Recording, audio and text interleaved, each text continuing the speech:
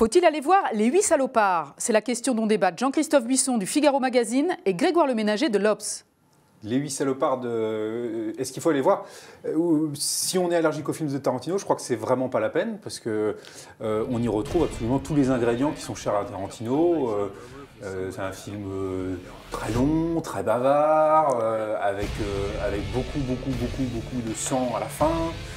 Ça se finit dans un jeu de massacre à la fois très réjouissant et très nihiliste. Enfin, c'est un film de Tarantino qui ressemble au film de Tarantino, donc il faut être prévenu. En bien. En pire. En pire. Ouais. C'est-à-dire tout est trop long, tout est trop bavard, il n'y a pas d'humour. Comme par hasard, vous n'avez pas parlé de l'humour habituel dans les films de Tarantino, et vous avez bien raison, parce que là, il n'y en a pas un gramme. Si. Ou alors c'est presque involontaire, parce que ça atteint un grotesque encore plus grotesque que d'habitude sur lequel il joue. Moi, c'est le grand défaut de ce film. Là où je suis d'accord avec vous, c'est que c'est du Tarantino pur jus, mais exagéré. Donc si on n'aime pas l'univers de Tarantino, il y a effectivement il y a encore moins de raisons d'y aller. Mais si on l'aime, il y a des raisons de ne pas y aller, parce que je pense qu'il est tellement persuadé qu'il est maintenant génial, qu'il ne fait plus l'effort de structurer son film pour le grand public. Il le fait pour ses fans, pour ses groupies, pour lui-même. Il oublie la moitié des choses. Il oublie le scénario en cours de route. Enfin, c'est un scénario qui ressemble à une espèce d'Agatha Christie qui n'est pas digne de lui. C'est un film qui est en deux parties qui sont complètement contradictoires. La première, il n'y a que du bavardage quasiment, même si c'est une superbe photographie, etc. Et la deuxième partie, c'est un jeu de massacre qui n'a ni queue ni tête et qui perd complètement de sens en cours de route, à mon avis. Ça devient gratuit, ça devient que du gratuit, alors qu'avant, il y avait une forme de profondeur dans ses précédents films. Par exemple, dans Django Unchained, il y avait une réflexion sur le racisme aux États-Unis, sur la guerre de sécession. Mais non, là, c'est un prétexte, on voit que c'est un prétexte. Non, je ne crois pas. On va peut-être revenir après sur cette question raciale, parce qu'il tient beaucoup à cette représentation du noir et tous les problèmes que pose la question de la représentation du noir aux États-Unis.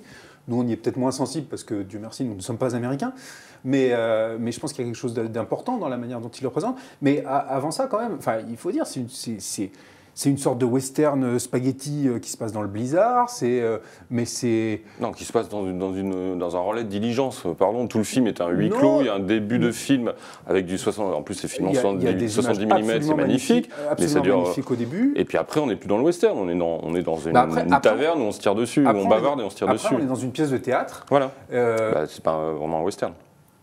Pourquoi pas aussi, il peut y avoir du western de huis clos aussi.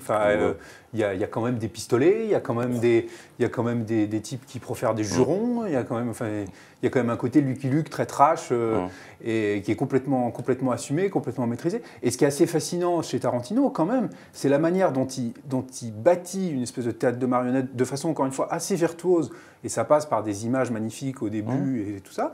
Et la manière dont à la fin, il le détruit complètement. Enfin, il y a un côté... comme un enfant avec son jouet. Oui, mais c'est... Voilà. Oui, mais c'est peut-être ça l'essence du cinéma aussi. En tout cas, c'est l'essence de son cinéma à lui. Et là, il pousse la logique il pousse tous les curseurs un peu à fond. Il pousse la logique à fond, et ça fonctionne assez bien. Et il y a un côté très très virtuose là-dedans. Et après, ces virtuoses, on peut reprocher à sa virtuosité d'être un peu vaine. C'est-à-dire que son propos, notamment sur la question de l'esclavage, il n'est pas très net. Il n'est pas très net, et pourtant il est là, parce que cette manière de représenter le personnage principal, celui qui attire les regards tout le temps, c'est celui qui est joué par Samuel L. Jackson, qui est quand même son comédien fétiche, qui est extraordinaire dans ce film-là, comme dans la plupart des films de Tarantino. Et la manière dont il le représente, elle est formidable, parce que ça se passe après la guerre de sécession. Il montre que le problème du racisme aux États-Unis n'est pas du tout réglé, qui sera sans doute pas réglé avant un bon bout de temps. Et voilà. Et le personnage principal, c'est quand même le noir. Ah oui, moi j'ai pas du tout cette lecture-là, parce que limite le début du film, le vrai héros, c'est le bourreau qui vient justement, qui va dans une ville pour faire rendre justice à un chasseur de primes qui a capturé une jeune femme et qui vient la livrer à la justice pour qu'elle soit pendue, et il se retrouve dans ce relais de diligence dans le blizzard, donc c'est lui le héros du film. Et puis après il rencontre un autre chasseur de primes qui est joué par Samuel Jackson, qui devient le héros du film. Mais tous ces braves gens dont on a l'impression qu'ils ont plutôt des qualités se révèlent remplis de défauts. Ils mentent tous sur ce qu'ils sont, sur ce qu'ils prétendent être, y compris les 4 personnes qu'ils rencontrent dans le relais de diligence. Donc finalement il n'y a plus de héros, parce qu'ils sont tous des salopards, c'est le titre du film. Donc c'est un espèce de nihilisme justement dont vous parlez, qui, à mon avis, est complètement amoral du début à la fin, alors que parfois on pouvait trouver quelques réflexions morales, mais pas au sens de moraline, morale au sens presque général du terme. Et là c'est rien, c'est l'anarchie totale, tout le monde est un salopard et tout le monde s'entretue.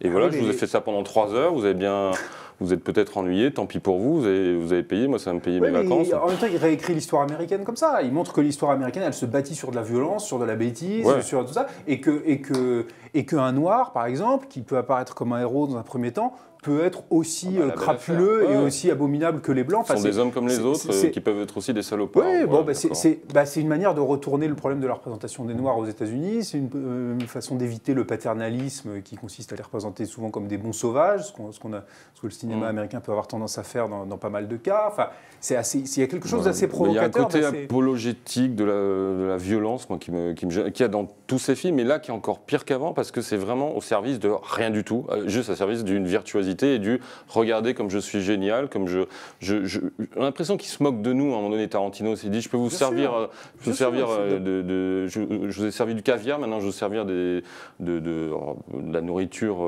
qui coûte moins cher, vous allez rien y voir, vous allez me trouver génial. Mais à part vous, personne n'est tombé dans le panneau, Dieu soit loué cette année. Ouais, vous êtes vraiment comme tout le monde, la pensée unique, c'est vous ce matin.